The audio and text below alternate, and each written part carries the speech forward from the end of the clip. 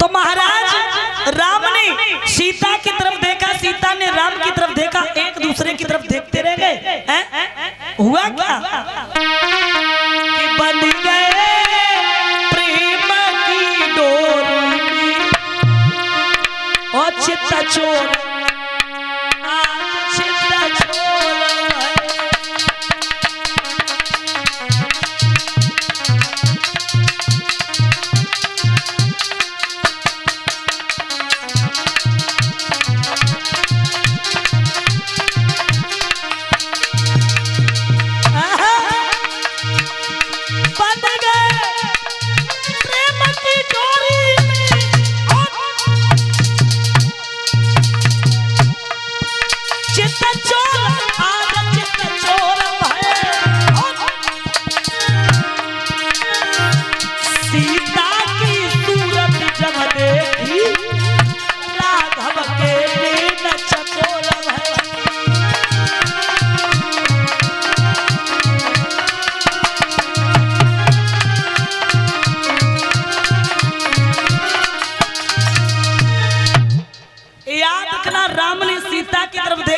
ने राम की तरफ देखा और जब देखा तो देखते रह गए।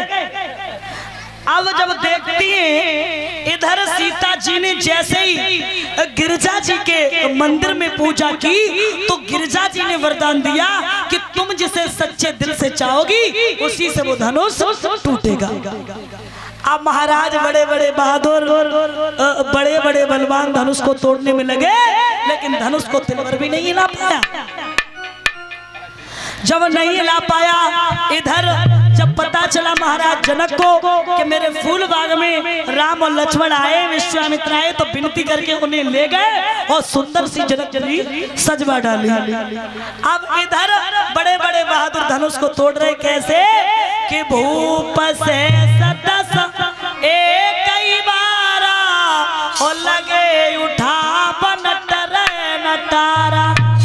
भूप से सदस चौपाई का अर्थ है कि भूप सहस 10, एक सहस जो होता है ना वो 1000 का होता है, एक सहस।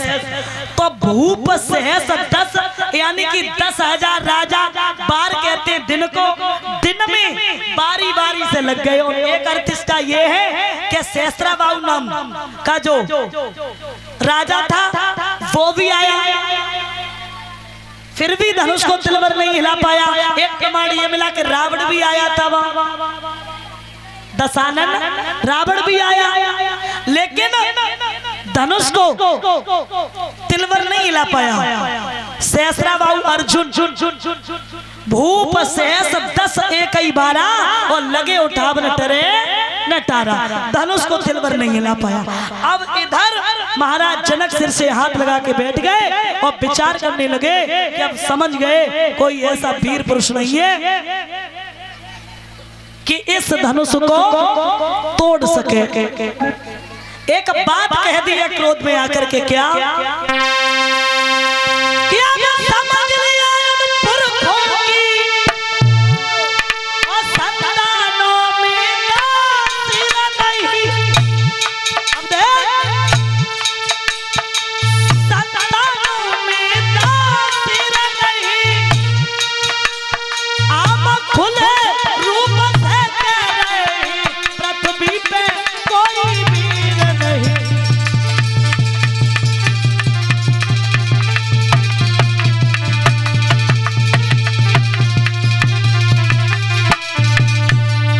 समझ गए किस पृथ्वी पे कोई भी ऐसा वीर पुरुष नहीं है जो धनुष को तोड़ सके। महाराज धनुष तिलवर भी नहीं हिला पाया।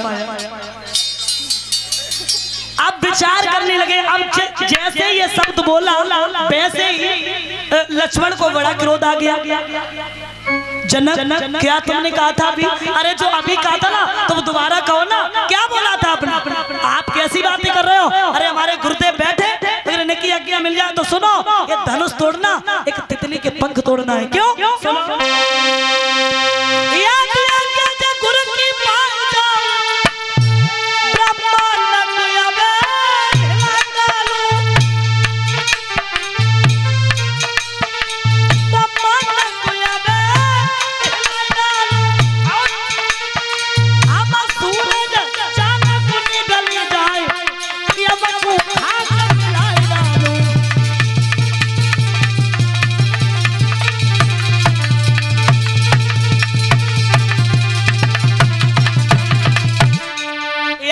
रखना, और अगर इनकी आज्ञा मिल जाए तो ये धनुष तोड़ना कोई बड़ी बात नहीं है। तब तक विश्वामित्र ने जवाब दिया, हमें तो ऐसा लगता है कि बड़े भैया को कुआरो ही रखे। विश्वामित्र कहने लगे, बैठो लखन खामोश, ये काम तुम्हारा है नहीं, तुम व्यर्थ बढ़ाते जोश। क्योंकि भैया का कुआरो ही रखे, तुम तो छोटे हो। अरे राम को आज्ञा दी और कहा कि अब ज्यादा देर मत करो, जाओ धनुष तोड़ो और जनक की शंका को दूर करो। तो राम जब धनुष को तोड़ने के लिए चले तो बड़े बड़े बहादुर हंसने लगे, बड़े बड़े बहादुर हंसने लगे। ऐसा लग रहा है अब देख जैसे चींटी चली हो पहाड़ को उठाने। देखो मोह देखो इनको, देखो जो धनुष तोड़े, जो धनुष तोड़े, शकल तो देखो है ना कि सीता जी के लिए मोह माए फिर रहे शादी करिए को है। सुंदर तो इतने होना और शादी और करो चाह रहे हैं। इसलिए राम को आज्ञा दी और कहा धनुष तोड़ो। राम पहुंचे, जैसे ही राम पहुंचे हैं और चरण स्पर्श किए, और चरण स्पर्श करने के बाद पता नहीं चला, पता नहीं कब झुका धनुष, आवाज आई एक कानन में और धरती पे टूट पड़े धुन भरी सबके कानों में। तालियां बज गई धनुष के टूटने की आवाज। एक बार तालियां तो बजा दो। धनुष के टूटने की आवाज हुई, वैसे ही सब प्रसन्न हो गए। अब सीता जी जयमाला लेकर के चली, तब तक इधर मेरे भैया महाराज जनक परशुराम जो थे वो तपस्या कर रहे थे। जब तपस्या कर रहे थे तो उसी समय धनुष के टूटने की आवाज सुनी है। पहुंच गए जाकर के, और जैसे ही पहुंचे वैसे ही देखा बहुत भीड़ है। एक बात कही है, जवाब दिया जनक, हे जनक कहो क्या कारण है, ये भारी भीड़ भाड़ क्यों है, ये अभी सोरसा कैसा था वीरों में छेड़छाड़ क्यों है। आज तक इतनी भीड़ मैंने तुम्हारी सभा में कभी नहीं देखी। और तब तक उस टूटे हुए धनुष पे नजर पहुंच गई। जैसे ही नजर पहुंची जवाब दिया,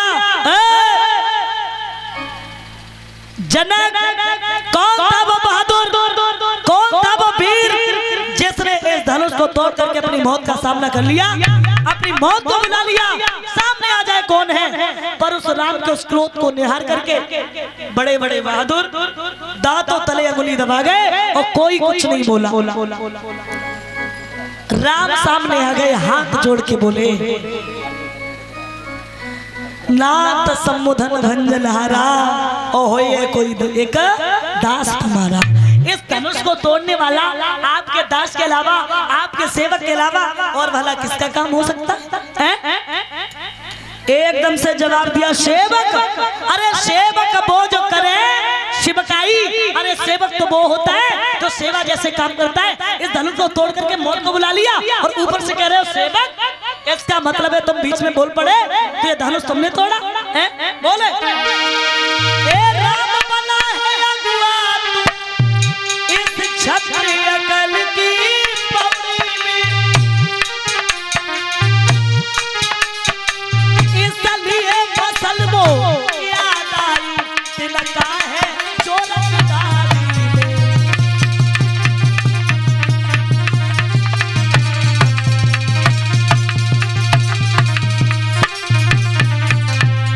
जवाब दिया, इसका मतलब है राम तुम बीच में बोल पड़े तो ये धनुष तुमने तोड़ा, तुमने तोड़ा।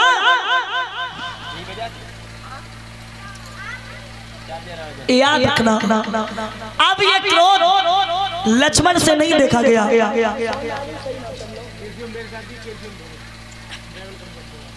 समान क्या और भी धनुष है? महाराज परशुराम ने जब क्रोध किया, एक बात कही परशुराम ने, तू नहीं जानता है, हमें लगता है कि तू हमें कोई भिखमंगा समझ रहा है, कोई बाबा समझ रहा है? हम वो नहीं है द्वारे द्वारे पे भीख मांगे। सुन, तुझे पता नहीं होगा, देख रहा हमारे इस फरसे को 21 बार इस पृथ्वी पे एक भी छत्री नहीं रहे। बोले फिर जे आप कहाँ से गए? जवाब दिया जो माँ के गर्भ में थे वही बचे, वरना कोई नहीं रहे। अच्छा फरसा, हमें फरसा दिखा रहे हो? अरे तुम भैया सगी माँ के नहीं हुए और हमें फरसा दिखा रहे हो? इस फरसे से हम डराने वाले नहीं है। लक्ष्मण बोले देखना नजर नहीं लग जाए, छिपा लीजिए काठ में जमे हवा न लगने पाए। अब और क्रोध बढ़ गया तो घी बढ़ते ही जिस तरह बढ़ी जाती है ज्वाल, उसी भांति आगे बढ़े परशुराम तत्काल। अब और क्रोध आ गया। महाराज परशुराम को क्रोध आया है और परशुराम ने एक बात कही है, विश्वामित्र राम समझाते हैं वो बालक है, उसके मुंह आप क्या लग रहे हैं? तो परशुराम ने जवाब दिया, विश्वामित्र एक है लरम एक है गरम, एक है लरम एक है गरम, क्या कुटिल नीति है दोनों की? और विश्वामित्र देखते चालाकी अपने चेलों की है? हम कुछ कह नहीं रहे क्योंकि छोटा है, बालक है और हम इसलिए कुछ नहीं बनना, हमें क्रोध तो बहुत आ रहा है। और आज परशुराम समझा करके क्या बोले अवधेश कि सुन लो बातें रघुबीर और छोड़े फिर से कोई तीर।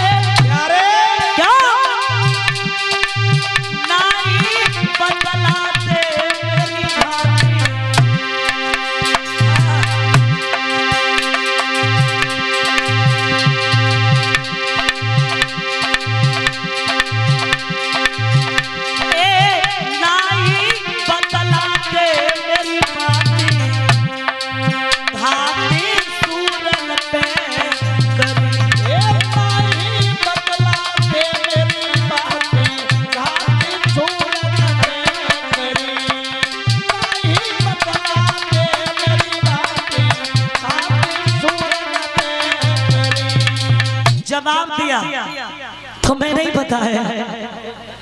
अरे राम ने कहा आप इतना क्रोध क्यों कर रहे हैं? अरे वो बालक है, वो बालक के मुंह ब्राह्मण का लगना एक अज्ञानपन है। और समझा करके एक बात कही है क्या?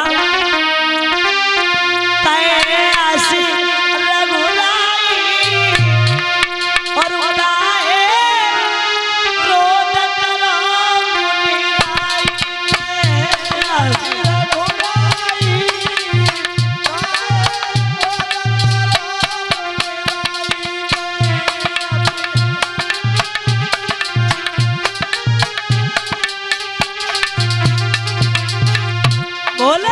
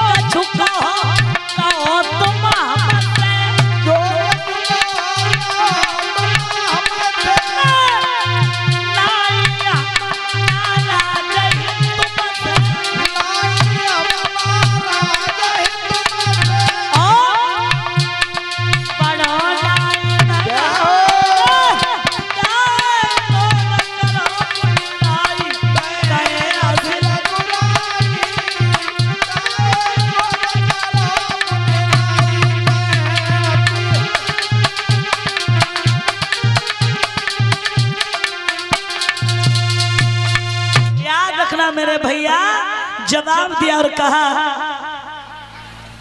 समझा करके बोले आप परशुराम और हम राम हैं और आप हमसे 3 अक्षर बड़े हो, है ना? हम राम है, आप परशुराम। बोले राम का अवतार हो गया? बोले हाँ, अगर राम का अवतार हो गया है तो धनुष हमें नारायण ने दिया था और हमसे एक बात कही थी कि जो इसकी चाप को चढ़ा दे तुम समझ लेना मेरा अवतार हो गया। तो अब तुम ऐसा करो कि राम रमापति कर धन लेहू और खींचो मोर मिटे संदेहू। ऐसा करो इसकी चाप को चढ़ा दो। अब महाराज चाप को चढ़ाते भगवान श्री राम देत चापया पहुँच न गए परशुराम मन विस्मय भयऊ। हाथ जोड़ करके क्षमा याचना मांगी, बोले आराम से शादी करो और हम जा रहे हैं क्योंकि अब भगवान का अवतार ही हो चुका। बोले लड़ुआ बर्फी तो खा ही लेते, इतनी जल्दी काहे चलते? बोले अब कोई बात नहीं, आराम से। अरे ऐसे कैसे जा, रसगुल्ला खा लो, गुलाब जामुन खा लो, छेना खा लो।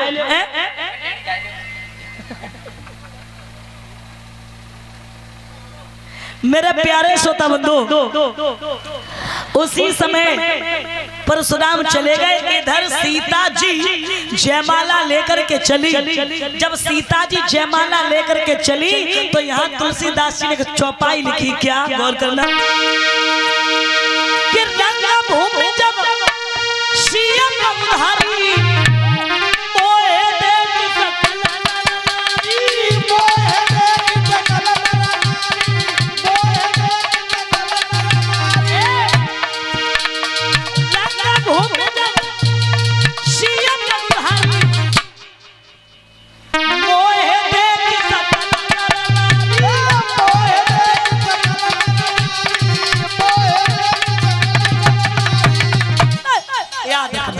हुआ क्या?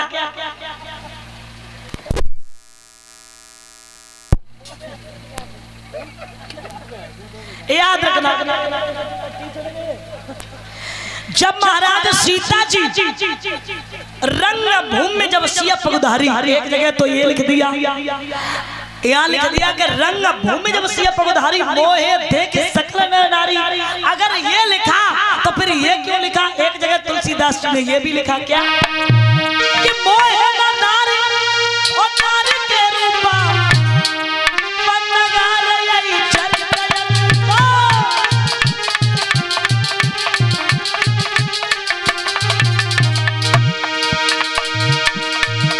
अरे मोहे न नारी नारी के रूपा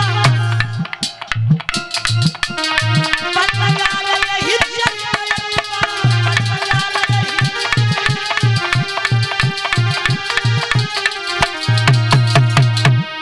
जब स्त्री को देख करके मोहित नहीं हो सकती है तो फिर क्यों लिख दिया कि रंग भूमि जब सिया पगुधारी और मोहे देख सकल नारी? क्यों लिखा है? और जे बात भैया आपको बताओ ये कि स्त्री कभी स्त्री की सुंदरता की बड़ाई सुन नहीं सकती है। और अगर मेरी बात पे भरोसा नहीं है तो शाम को जाना इस बात का प्रैक्टिकल कर लेना।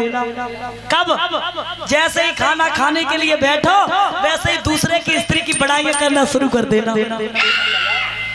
और अगर सुबह रोटी के लाले न पड़ जाए, रोटी छोड़ो घर में घुसने नहीं दिया जाएगा। और बताओ जे कही जाए कि मई जाओ वही नीकी है, जाओ भाई है? तो स्त्री चाहे कितनी भी सुंदर हो, जब लड़का की नई नई शादी होकर के आती है तो आपके यहाँ रूल है कि बहू नाचे, नाचती है कि नहीं है? जिस दिन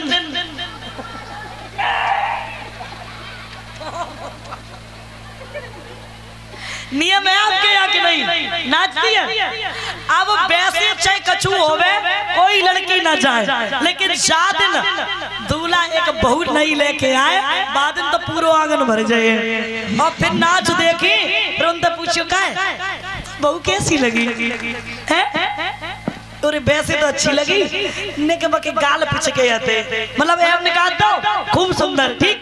दूसरे अरे पागल है तो कछु ना पता, तू कछु ना जानते ने कछु माथो जो तो वो बैठो बाबा तो ना पतो तो कछु ना पता। देख हम बताएं बाकी कछु आंखें छोटी आती, मतलब कहने का मतलब ये है कि स्त्री चाहे कितनी भी सुंदर हो लेकिन स्त्री कभी स्त्री को सुंदर अपने आगे बता नहीं सकती। और लिखा भी है क्या कि भागे नई नारी को नारी भारी कमी है नारी।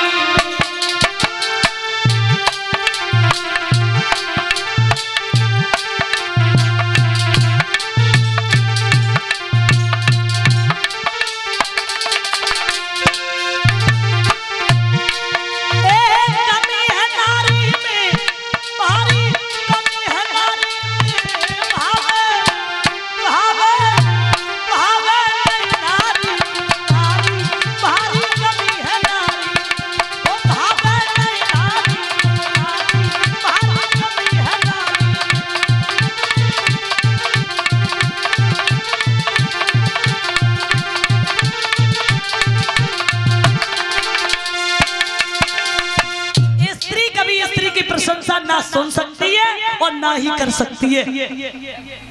याद रखना आज मेरे भैया सीता जी जयमाला लेकर के चली तो रंग भूमि जब सिया पगुधारी, पगुधारी कौन है? पगुधारी कौन है? भगवान श्री राम।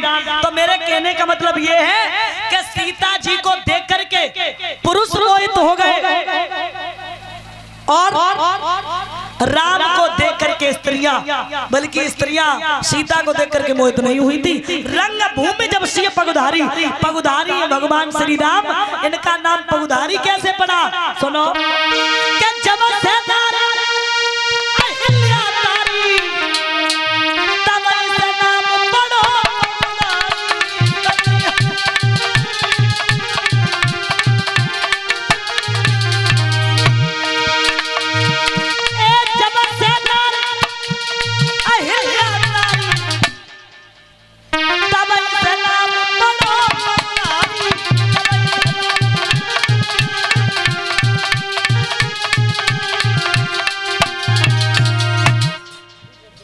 याद रखना सोता बंदो,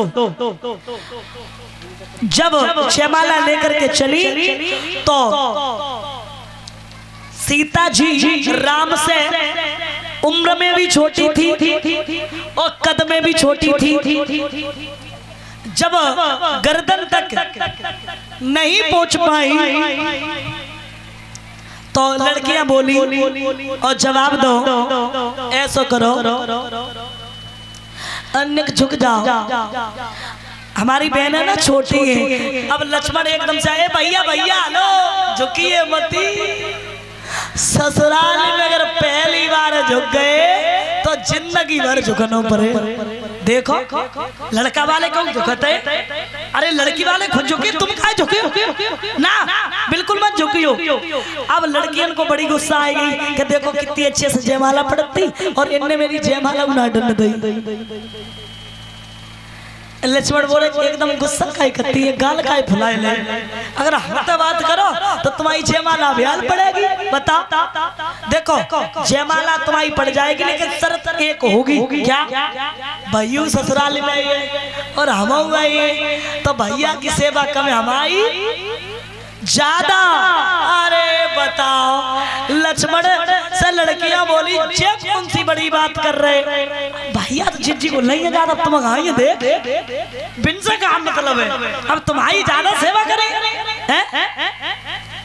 उसी समय जवाब दिया, देखो हम भैया के झुक के पैर छुएंगे और भैया हमें झुक करके ये आशीर्वाद देंगे, आपको मौका मिल जाएगा, आप जयमाला डाल देना। ऐसा ही किया, जैसे ही पैर छुए वैसे ही आशीर्वाद दिया राम ने और सीता को मौका मिल गया, जयमाला डाल दी। बोलिए सियावर रामचंद्र की, जयमाला डाल दी।